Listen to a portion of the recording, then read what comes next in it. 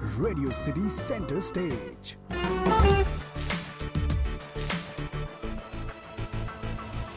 Sir, welcome to Radio City Center Stage. Thanks, Yuvi. Thanks for having me over. Sir lockdown on end of पिछले 1-1.5 महीने से तो on end of रहा है, पर पहले 2-2.5 महीने स्पेसिफिकली था। ये 4 महीने आपके लिए पर्सनली कैसे निकले हैं? इफ आई वांट कि अगर आप इसको 10 में से रेट करो पिछले 4 महीने। यार अगर 10 में से रेट करें तो 5 ही बोलूंगा मैं। तो अगर घर में बांध दिया आपने तो क्या ही क्या ही करेगा इंसान। तो यू नो हर बंदा थोड़ा पॉजिटिव पिक्चर पेंट करना चाहता है, पर मेरे को तो यही लग रहा है कि मतलब सब दुनिया रुक गई है एक तरीके से, या थम गई है, जो कि अच्छा नहीं है। दुनिया का तो दस्तूर ही है कि चलनी चाहिए। सो घर बैठ के किसी को अच्छा नहीं लगता, चाहे वो हम खुद हो गए या बच्चे हो गए या पेरेंट्स हो गए। तो एट सम लेवल सब पक चुके हैं अब वायरस से। तो हमारे घर में तो जो कि है कि अब वायरस कराल के पॉजिटिव होके नेगेटिव हो जाओ, फिर बिना मास्क के घूमो। तो मेरा फर्स्ट जो रिएक्शन था भारत पे, जो मुझे समझ आता है विद द प्रोडक्ट आल्सो जो है आपका, वो भारत PAY पे हो सकता था, बहुत इजी था वो वर्ड। सो व्हाई भारत पे PE वाला? यार उसका सिंपल रीजन है कि भारत PAY तो अवेलेबल नहीं था जब हमने धंधा शुरू किया। तो जो अवेलेबल था वो PE था। एंड थोड़ा जमाना भी स्लैंग का है, तो सीधी स्पेलिंग से टेढ़ी स्पेलिंग ज्यादा चिपकती है आजकल। तो फोन पे जैसे फोन और PE है, तो हम भारत पे भी भारत और PE बन गया। तो मतलब मजबूरी और थोड़ा स्टाइल का कॉम्बिनेशन बोलूंगा मैं। आपका बिजनेस ऑब्वियसली इफेक्ट हुआ होगा, बट इंसान क्या करता है, बाकी सब लोगों को और बिजनेस देखता है तो उसको थोड़ा सा कहते हैं ना बेटर लगता है कि यार अरे उससे तो कम ही हुआ है मुझे loss types. What was your feeling when it comes to business per se कि कहां लैक किए हो, तो कितना? बिजनेस में हमारा बिजनेस एक्चुअली थैंकफुली हमारा तो इफेक्ट नेगेटिव पे नहीं हुआ, हमारा तो पॉजिटिव पे इफेक्ट हुआ। तो हमारा बिजनेस तो 25% अप है कोविड के टाइम, बिकॉज लोग डिजिटल पेमेंट ज्यादा कर रहे हैं, राइट। लोगों को लग रहा है कैश एक्सचेंज करने से बेटर है कि दूर से ही फोन से पे करके आगे निकले। तो उस तरीके से सोचना नहीं पड़ा कि यार कि हम इफेक्ट हो गए। बट हाँ, बाकी काफी दोस्तों के बिजनेस देखता हूँ या बाकी फाउंडर्स की बिजनेस देखता हूँ, तो कभी कभार बुरा भी लगता है कि यार अच्छी नियत से और बढ़िया तरीके से बना रहे थे, अब थोड़ा अटक गया है। बट ये भी लगता है कि हाँ ठीक, 2-3 महीने की बात हो रहा है, जब निकल जाएगा तो सब दुनिया ने वापस तो आना ही है। ऐसा तो नहीं है कि पूरी दुनिया घर बैठ के काम चला लेगी। तो जब लोग बाहर निकलेंगे तो उनके बिजनेस भी वापस आ ही जाएंगे। Super sir. पिछले अगर मैं उठाऊं ये 2-3 महीने वाला फेज, दुनिया में किसी ने सोचा भी नहीं था, but we are going through this as a leader. आप कैसे इंस्पायर या मोटिवेट करते हो अपनी टीम को? क्योंकि बहुत सारे लोगों को ना इनसिक्योरिटी, हमें भी इनसिक्योरिटी हो जाती है, कभी बॉस का फोन आता है कि ये सीधा ले ऑफ ना हो, कि भाई कल से नहीं आना था, क्योंकि न्यूज हर जगह ऐसी चल रही है। So how do you motivate and inspire your employees? नहीं, तो हमने तो सबसे पहले समझ लिया था कि लोगों को डराना नहीं है। तो हमने पहले ही क्लियर कर दिया था कि किसी की नौकरी नहीं जा रही। मतलब पहली स्टेटमेंट ही आप ये बोल दो ना, किसी की नौकरी नहीं जा रही, तो फिर सब लोग कंफर्टेबल हो जाते हैं कि यार ठीक है, नौकरी तो नहीं जाएगी, चलो अब देखते हैं कितना आगे कमा सकते हैं या कितना आगे बढ़ सकते हैं। वो हमने शुरू से ही करते। दूसरा, कोविड के टाइम भी जब दफ्तर खोलने का मौका मिला, हमने दफ्तर खोल लिया। अभी भी मैं दफ्तर में बैठा हूँ, पीछे हलचल चल रही है, राइट। तो मेरे को ये लगा कि पहले लोगों को डर लगता है कि तुम मेरे को दफ्तर क्यों बुला रहे हो, मैं बीमार हो जाऊंगा या मेरे घर में छोटे हैं और बड़े हैं उनको इफेक्ट हो जाएगा। बट एक बार ही लोग दफ्तर आने लग जाते हैं तो उनको भी खुद भी अच्छा लगने लगता है। तो ये 2 चीजें करी हमने। दफ्तर टाइम से खोल दिया, और ये जो किसी को डाउट हो सकता था कि यार मेरी नौकरी नहीं जाएगी, वो सीधा पहली बात ही हिंदी में बोल दी कि किसी की नौकरी नहीं जा रही। सर आप नौकरी दे भी रहे हो, मैं ये थोड़ा अपने लिए पूछ रहा नहीं, बिल्कुल दे रहे हैं। जहाँ जहाँ पे ग्रोथ है, अगर हम ग्रो कर रहे हैं और हम नौकरी नहीं देंगे तो फिर क्या फायदा ग्रोथ का। तो वो क्या मोमेंट थी, द मोमेंट ऑफ शिफ्ट? वो दिल का डिसीजन था या दिमाग का था जो आपको लगा यार बहुत हो गया, अब अपना करना है? मुझे पंजाबियों में होता है ना यार, अपना करना है, जैसे वही वाला, कब तक कमा के देंगे लोगों को, क्या वो शिफ्ट थी? नहीं, तो हाँ, थोड़ा तो दिल का डिसीजन है ही ये कि अपना करना है। सो जब मैंने एक्चुअली वो डिसीजन तभी आ गया था जब मैंने ग्रोफर्स ज्वाइन करा था एमेक्स से 5 साल पहले। तो तब भी ग्रोफर्स उस टाइम हम 10-15 लोग ही होते थे। छोटी सी कंपनी थी, 100 स्क्वायर फीट का दफ्तर था। तो अर्ली डेज में ज्वाइन कर लिया था एंड मजा बहुत आया, मतलब जब जोन से भी बिजनेस करा मजा बहुत आया। तो ये लगने लग गया है कि अब आपने पहले 8-10 साल कमा लिया, अपने आपको सेव कर लिया, मकान बना लिया, गाड़ी बना ली, अब वो गाड़ी बड़ी होती रहेगी, मकान बड़ा होता रहेगा, बट कोई फंडामेंटल चेंज नहीं आने वाला, राइट? तो कुछ तो बड़ा करा जाए कि यार किसी को लगे कि कुछ नया बनाया या कुछ नया करके गए। तो आई थिंक वो कीड़ा 5 साल पहले ही आ गया था जब ग्रोफर ज्वाइन किया था, और जब धीरे धीरे सीखते रहे कि यार बिजनेस भी कैसे बनाना है, जैसे ग्रोफर में अलविंदर था फाउंडर, दोस्त है आईटी का, उसने सिखाया। फिर बाद में जब पीसी ज्वेलर गया वहां पे काफी सीखा, क्योंकि जब तक आप करोल बाग में दुकान पे नहीं बैठे आपको नहीं पता दुकानदार कैसे सोच रहा है, राइट? आप तो अपने एमबीए करके अपने फंडे मार लोगे, बट दुकानदार कैसे सोचता है वो तो वहीं सीखने को मिलेगा। तो वो किया, वहां पे दुकान का बहुत सीखने को मिला। फिर जब लगा कि हाँ यार बहुत सीख लिया और एक मौका लग रहा है, तो मौके पे चौका मारेंगे फिर। Super sir. मैं ना आपका प्रोफाइल फिर पढ़ रहा था, जब आईआईएम एंड आईआईटी ये दोनों दोनों किए हैं आपने, हाँ जी। तो आप क्या उन बच्चों में से थे जिनको हमारे जैसे लोग हमेशा जेलस होकर बोलते थे क्यों पढ़ता है इतना यार, ये हमें मम्मी पापा से डांट पड़वाता है? हाँ यार वही ऐसे ही होता था। तो इनफैक्ट जब मैं अपना आईआईएम का कैट का एग्जाम दे रहा था, तो मेरे आगे मेरे स्कूल का लड़का बैठा था, तो वो मेरे को बोलता है कि तेरा कैसा हुआ, और मेरा तो आदत थी कि बोलते हैं बहुत बेकार हुआ यार एग्जाम। और 3 साल बाद, तो फिर 1.5 साल बाद वो मेरे को आईआईएम अहमदाबाद में टकर गया। बोलता तू क्या कर रहा है यहाँ पे? मैं बोला मैं यहाँ पढ़ता हूँ। बोलता सारे एग्जाम में तो बोल रहा था बेकार हुआ है। तो तो हाँ वही था यार। अब अगर इन जगह जाना है तो घिसाई तो करनी पड़ेगी, पढ़ाई करनी अच्छा, आप पड़ेगी। उनमें से थे तो ऐसे हाथ रख के पेपर करते थे कि दिखाऊंगा नहीं?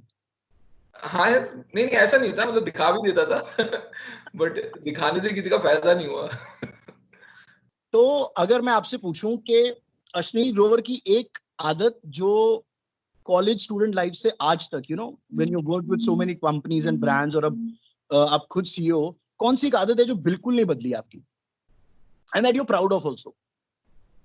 यार मतलब मैं शुरू से मतलब पंजू हूँ, पर मैं शुरू से ही टी टोटलर था, अभी भी टी टोटलर हूँ।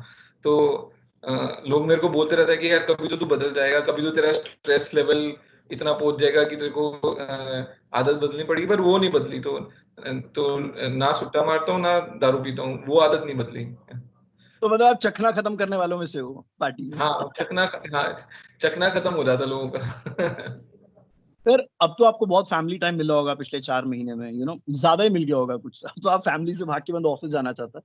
बट जब एक सीईओ की बात करें और जब आप एक स्टार्टअप शुरू करते हो, बहुत एनर्जी और एक्स्ट्रा टाइम लेता है, एज एन एम्प्लॉय से अगर मैं कंपेयर करूं जो आपकी लाइफ पहले रही होगी, when you start up with new thing it takes a lot of time and energy. Yeah. उस टाइम पे how do you balance between your work and family? क्या फैमिली बैकसीट ले लेती है एक्चुअली में, रियलिटी में सफर करती है? How how is it? नहीं, मेरे को एक अच्छी आदत है कि मैं कभी भी, जब मैं नौकरी भी कर रहा था, मैं घर जाके डिस्कस ही नहीं करता काम का, राइट? एंड अभी भी वही फॉलो करता हूँ कि जितनी मीटिंग्स करनी है, जो करनी है दफ्तर में करा लो, एक बार घर पहुंच गया फिर मैं नहीं करूंगा बात। आई थिंक वो फादर से थोड़ा आगे है आदत। तो आई थिंक वो सही रहता है कि जब घर पे बैठे हैं तो ना काम की बात करनी है, घर की कोई मर्जी बात करा लो, सब बढ़िया। तो वो थोड़ा आपको डिसिप्लिन करना ही पड़ता है, वरना तो कोई अंत ही नहीं है। पर सर, ये पॉसिबल होता है कि आप बिल्कुल स्ट्रेस काम का या कुछ ना लेके जाओ घर पे? वो कहते हैं ना, प्रोफेशनल पर्सनल अलग रखता हूं मैं, पर फिर भी कई बार आ जाता है सर, काफी बार आ जाता है बल्कि, और स्टार्टअप में तो बहुत ही टेंशन और नहीं आता है यार, हर रोज की टेंशन होती है, बट ओवर टाइम कोई तो सीखना है कि अगर आपने उस टेंशन को अलग रख लिया तभी आगे बढ़ोगे। तो धीरे धीरे करके सीख रहे हैं वो भी। Now you being in the role of a boss, आपको क्या लगता है that with the bosses that you worked with, under the bosses you worked with versus now you, जो इस कल्चर को, नए कल्चर को समझते हैं, what are the bosses उस टाइम के और अब जैसे आप boss, what is the difference between the bosses? यार तो ये आपकी बात सही है, बॉस किसी को पसंद नहीं आता, बिकॉज सबको लगता है कि मेरे से ज्यादा तनख्वाह लेता है और मेरे से कम काम करता है, right? तो फिर वो क्यों पसंद आएगा तो तो वो डेफिनेशन ही बॉस की वो है।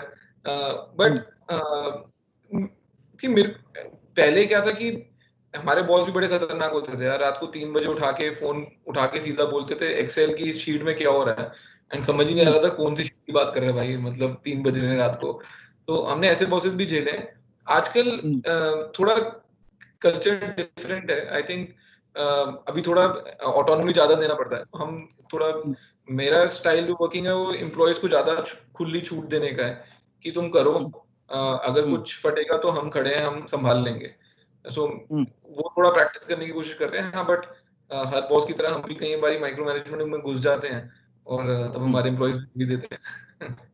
What is that quotation? अगर आपसे कोई पूछे, that is in your head. You know, there's one or two people जिनकी quotations हमारे माइंड में रहती हैं, to motivate, to inspire, you know. या मेरे को तो एक ही कोटेशन दिमाग में रहती है कि market never page for your inefficiency और एक्स्ट्रावेगेंस, राइट? कि मतलब जो भी आप बिजनेस करो उसमें अगर आपने ज्यादा रिस्क के करा तब भी मार्केट आपको वैल्यू नहीं करेगी, और आपने ज्यादा खुले होके पैसे उड़ा दिए तब भी वैल्यू नहीं करेगी। तो कुछ भी बनाओ तो सोच समझ के एफिशिएंसी से बनाओ। तो मेरे को तो यही एक चीज दिमाग में रहती है। बाकी तो यार बड़े बड़े लोग बड़ी बड़ी बातें करते ही हैं। बहुत सारे स्टार्टअप का ना ट्रेंड आया हुआ है, यू नो, बहुत पिछले 2-3 सालों से बहुत सारे लोग they have their own ideas, they want to execute it and everything, और उसके बाद अब ये कोरोना की वजह से मार्केट बिल्कुल ही हिल गई। What is your advice to all of them? या मेरे को मैं लोगों को एक एडवाइस देता हूँ कि एक तो कॉलेज के बाद सीधा स्टार्टअप करने पे कूदने पे मत आओ, ठीक है? क्योंकि एक वो लगता है कूल फैक्टर कि अरे मैं फाउंडर हूँ, तुम तो एसोसिएट की नौकरी शुरू कर रहा है और देख मैं फाउंडर बन गया, और हम दोनों एक ही कॉलेज में थे, तो कूल लगता है। और कहीं अगर खुदा खास्ता आपको किसी ने पैसे भी दे दिए तो मतलब और भी कूल लगता है कि देख 21 साल 22 साल का लड़का है और 25-30 करोड़ रुपए उठा लिए इसने। तो बहुत सारे लोग ना उस चीज से अट्रैक्ट हो रहे हैं आजकल। बट जो सच्चाई है स्टार्टअप की वो काफी डिफरेंट है। वो जितना ग्लैमर न्यूज़पेपर में या मीडिया में दिखता है उससे 1% भी नहीं है, इनफैक्ट काफी पेन है। सो काम वही करो जिसमें तुमको 100% कॉन्फिडेंस हो कि यार सही काम है और मैं इस पे लग के करूंगा। सिर्फ फाउंडर बनने के लिए एंटरप्रेन्योरशिप नहीं करनी, राइट? वो फीता है, वो कुछ नहीं फर्क पड़ता है, आज तुम फाउंडर हो कल कुछ और हो गए। तो मेरा तो एडवाइस यही रहता है कि यार किस नियत से काम कर रहा है, क्या तेरे को बड़ा आदमी बनना है और फाउंडर का फीता लगाना है, या एक्चुअली मार्केट में कुछ आइडेंटिफाई कर लिया प्रॉब्लम है वो सॉल्व करनी है। अगर फीते वाले हैं तो मैं बोलता हूँ मत कर यार, तू सही रीजन से नहीं कर रहा। सो मेरा यही एडवाइस है कि सही रीजन से करो, सिर्फ फाउंडर बनने के लिए मत करो। सर मैं अभी एक और चीज पढ़ी थी मैंने, your wife also this year I suppose और last year has joined your company as well. How is it now working with your wife in the same office? Very tough, yeah, very tough. So she in fact joined the company even before I formally joined the company. So उसको 2 साल हो गए, ऐसा नहीं है कि recently join किया। So काफी tough है। I think with my wife what we are, जो हमने ऑफिस में मेंटेन कर रखा है एकदम प्रोफेशनल वो है। मैं दिन में सुबह जब इकट्ठे आते हैं गाड़ी में और शाम को इकट्ठे जाते हैं, उसके बीच में काम के सिवाय कोई बात नहीं होती।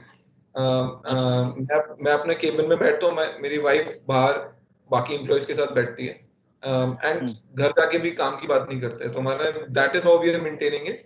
बट कई बार टफ हो जाता है, राइट? लाइक ऑफिस में तो आपने गुस्सा दिखा दिया और बोल दिया कि ये गलत था, बट घर जाके पता लगता है किसकी गलती थी। सर मतलब मैं तो बहुत चौड़ में पूछ रहा हूँ, पर क्या अश्नीर ग्रोवर जी अगले 2-3 साल में एक आईपीएल टीम भी खरीदने की सोच रहे हैं? नहीं यार, तुम्हारे मुंह में घी शक्कर, अगर आईपीएल टीम खरीदने की औकात होगी तो हमको भी लगेगा लाइफ में कुछ कर लिया। मैंने पंजाबी टू पंजाबी पूछ लिया, मैंने कहा इतनी बड़ी बातें हो रही है एक और पूछ ही लेता हूँ मैं। तो मैंने ऐसे पूछ लिया। अगर खरीद ली तो तेरे वीआईपी पास पक्के हैं। Thank you so much sir. Sir बहुत बढ़िया लगा बात करके, thank you so much sir. Thanks you भी।